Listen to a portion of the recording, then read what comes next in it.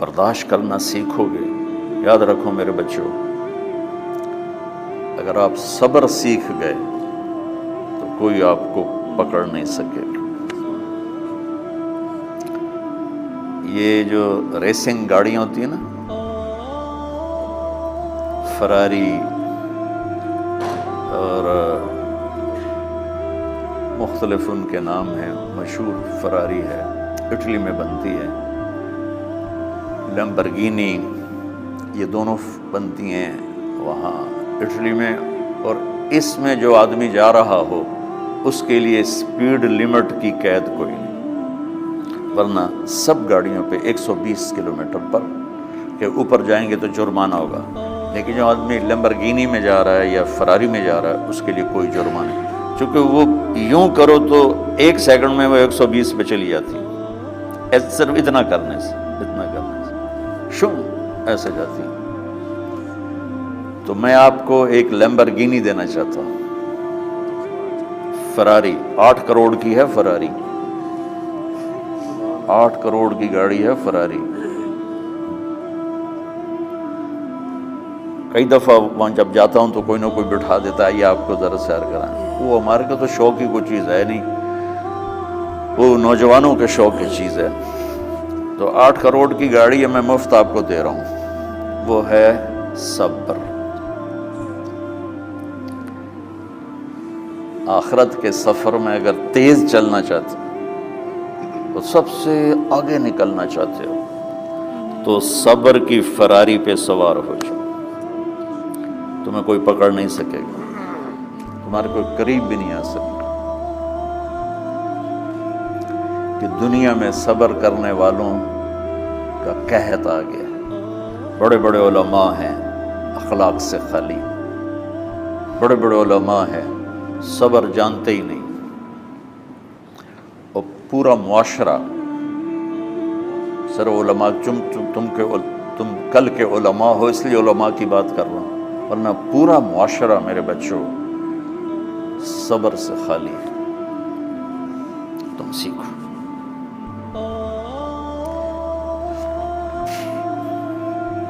دیکھو میری ایک بات سنو، علم کی کمی ہو تو اچھے اخلاق اس کو چھپا دیتے ہیں، اخلاق کی کمی ہو تو بڑے سے بڑا علم بھی اسے چھپا نہیں سکتا. سارے عیب ہوں اور اخلاق اچھے ہوں تو اخلاق وہ چادر ہے جس میں سارے عیب چھپ جائیں گے. اور ساری صفتیں ہوں اور بد اخلاق ہو تو ہر صفت کو بد اخلاقی چھپا دے گی. میرے نبی نے نماز لمبی پڑھی، اللہ نے روک دیا، کہ نہیں چاہیے. ما انزلنا علیک القرآن لتشقی، مختصر نماز پڑھیں، درمیانی نماز پڑھیں. پیسہ سارا خرچ کر دے، اللہ نے روک دیا. ولا تبسطها کل البسط، میرے نبی سارا خرچ نہ کرو، کچھ بچا کے بھی رکھو. تبلیغ میں اپنی جان کھپائی، اللہ نے اس سے بھی روک دیا. فلا تذهب نفسك علیہم حسرات، تبلیغ کرو خود نہ مر جاؤ. تبلیغ کتنا بڑا عمل ہے، اللہ نے کہا اعتدال سے. نماز کتنا بڑا عمل ہے، اللہ نے کہا درمیانہ ہاتھ رکھو. مال خرچ کرنا کتنا بڑا عمل ہے، اللہ کا درمیانہ ہاتھ رکھو. جب میرے نبی میں نے اخلاق میں بلند پرواز دکھائی تو اللہ نے کہا شاباش انک لعلی خلق عظیم. میرا نبی میں آپ کو شاباش دیتا ہوں، آپ کے اخلاق بڑے عالی شان. یہ نہیں کہا کہ اتنے بھی ذرا تھوڑا اکھ بھی کھائی کر کو کوڑا ہویا کر. تو تم مولوی بڑے غسیلے ہوتے ہو. تم میرے بچے بیٹھو نا، اس لیے بات کر رہا ہوں. صبر نام کی شے ہی نہیں ہوتی. فقہ پڑھنا تو ہماری مت ماری جاتی. قرآن کو بھی فقہ کے انداز میں پڑھتے ہیں، حدیث کو بھی فقہ کے انداز میں پڑھتے ہیں. بخاری سے زیادہ امام بخاری پڑھاتے ہیں. ترجمۃ الباب پہ اتنا وقت لگا دیتے ہیں کہ حدیث جو اصل چیز ہے اس کی طرف توجہ نہیں جاتی۔ امام بخاری کی کتاب کا مقدمہ کوئی نہیں، تو اس پر جب بخاری شروع ہوتی ہے تو ہفتہ ہفتہ اس پہ سبق چلتا ہے کہ امام بخاری نے مقدمہ کیوں نہیں لکھا، جی میں سارے مل کے یعنی امام صاحب نے تو گلاں کی جائیں۔ میں اس کا اتنا آسان 1 منٹ میں اس سارے سبق کو ختم کر دیتا ہوں بخاری شریف کے، کہ دیکھو بھائی امام صاحب کا دل نہیں کیا مقدمہ لکھنے کو، اس لیے انہوں نے نہیں لکھا۔ گلوں ایک حدیث کے عنوان اور حدیث میں جوڑ نہیں تھا، تو شیخ رمزی بہت بڑے فاضل آدمی ہمارے فیصلہ آباد، میں نے کہا شیخ یہ جوڑ کوئی نہیں، کہا شیخ ھذا من اصعب ابواب البخاری، یہ بخاری شریف کے مشکل ترین ابواب میں سے ہے۔ میں نے کہا بڑا آسان کام ہے، امام بخاری بھول گئے، ترجمہ کوئی اور تھا، حدیث کوئی اور لکھ دی، بھول گئے، بشری تو ہیں، کیوں بچوں نے مصیبت پان دے۔ تو بچوں شوق سے جاؤ، بہانے نہ کرو، ہماری طرح تھوک ڈال کے پیٹوں میں درد، وہ شوما پہ جاؤں گیا پھر توڑیاں گی،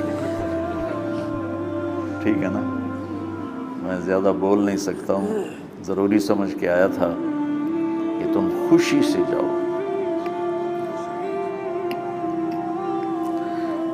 پھر اس میں جو ناگواری آئے گی اسے برداشت کرو گے تو پھر آپ کا صبر بڑھے گا۔ تمہیں صرف میری شہرت نظر آتی ہے، اس میں جتنا مجھے صبر کرنا پڑا ہے وہ تمہارے سامنے نہیں ہے۔ جتنی کڑوی گولیاں میں نے کھائی ہیں لوگوں سے وہ تو تمہیں نہیں پتا، اب تمہیں اتنا نظر آتا ہے کہ واہ واہ ہو رہی ہے آگے پیچھے لوگ، میرے اللہ کا کرم ہے، میری کیا اوقات، آج ہوں کل مر جاؤں گا، اولاد کو بھی یاد نہیں رہے گا کہ طارق جمیل کون تھا۔ جو ہے اس میرے رب کا کرم ہے، مجھے اپنی شہرت سے کبھی دھوکہ نہیں لگا، تو میرے بچوں اس لیے بتا رہا ہوں کوئی فخر نہیں کہ مجھے اپنی شہرت سے کوئی دھوکہ نہیں، ایک لمحے کے لیے بھی مجھے دھوکہ نہیں، میرے دل کی گہرائیوں یہ بات اتری ہوئی، سب میرے اللہ کا فضل ہے، اور برائی کرنے والا اور اچھائی کرنے والا میری نظر میں برابر ہو گیا ہے۔ برابر ہونے کا مطلب پہلے سمجھو، تو مجھے گالی دو گے مجھے تکلیف ہوگی، تو میری تعریف کرو گے مجھے خوشی ہوگی، اس کو برابری نہیں کہتے، وہ تو ایک طبعی چیز ہے۔ یہ میں نے ہاتھ پہ اپنا ہی ہاتھ مارا تو اس کو درد ہو رہا، تو اگر میں مولوی شوکت صاحب سے بدتمیزی سے بات کروں گا تو ان کو تکلیف ہوگی، اور میں ان کی قربانیاں بیان کروں گا، یہ ذرا کھڑے ہونا، ادھر ہاتھ دو، یہ اس سارے نقشے کے بانی ہیں، یہ پہلی اینٹ ہے، یہ 3000 روپے اس وقت لے رہے تھے 1985 میں 86 میں کراچی،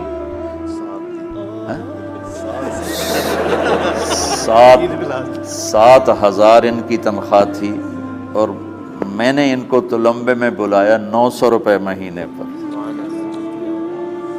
کتنا فرق ہے 7,000 اور 900 کا؟